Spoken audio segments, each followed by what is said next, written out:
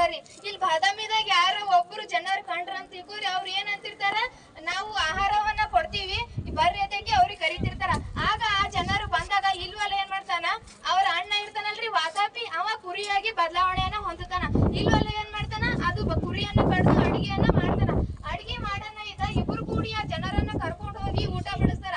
ಊಟ ಮಾಡಿ ನಾವ ಇಲ್ವಲ್ಲ ಏನಂತಂದ್ರಿ, ವಾತಾಪಿ ಹೊರಗ್ ಬಾ ಅಂತ ಹೇಳ್ಕಿರ ಅಂತಾನ.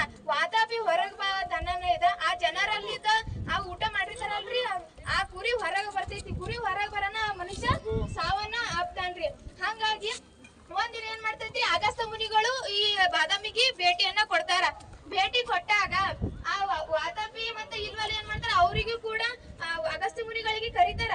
ಕರೆನೇ ಇದ್ರ ಒಳ್ಳೆ ಊಟ ಅದ ಬರ್ರಿ ಅಂತಂದಾಗ ವಾತಾಪಿ ಅಂದ್ರೆ ಅಗಸ್ತ್ಯ ಮುನಿಗಳು ಬಂದು ಅವು ಆಹಾರವನ್ನ ಸೇವನೆ ಮಾಡಿದಾಗ ವಾತಾಪಿ ಒಳಗ್ ಹೋಗಿರ್ತಾನ್ರಿ ಕುರಿ ರೂಪದಾಗ. ಒಳಗ್ ಹೋಗೋಣ ಇದ್ರ ಅದೇನ್ ಮಾಡ್ತದ, ಇಲ್ವಲ್ಲ ಏನಂತೇನ್ರಿ, ವಾತಾಪಿ ಹೊರಗ್ ಬಾ ಅನ್ನಷ್ಟ್ರಿಗೆ ಅಗಸ್ತ್ಯ ಮುನಿಗಳು ಏನ್ ಮಾಡ್ತಾರ, ವಾತಾಪಿ ಜೀರ್ಣೋದ್ಭವ ಅಂತ ಹೇಳಿ ಅನ್ಬಿಡ್ತಾರ. ಏನಂತಾರಿ, ವಾತಾಪಿ ಜೀರ್ಣೋದ್ಭವ ಅಂತ ಹೇಳಿ ಅಂತಾರ. ಹಂಗಾಗಿ ಅವ ವಾತಾಪಿ ಏನ್ ಮಾಡ್ಬಿಡ್ತಾನ್ರಿ, ಅಗಸ್ತ್ಯ ಮುನಿ ಒಳಗ ಜೀರ್ಣ ಆಗಿ ನಾಶವನ್ನ ಹೊಂತಾನ. ಹಾಗಾಗಿ ಈ ಬಾದಾಮಿಯಾಗೆ ವಾತಾಪಿ ಅಂತ ಹಿಂದ ಕರಿತಿದ್ದೀರಿ. ಇನ್ನ ಬಾದಾಮಿ ಅಂತ ಯಾಕೆ ಕರಿತಾರ ಅಂತಂದ್ರ, ಬಾದಾಮಿ ಅಂತ ಯಾಕೆ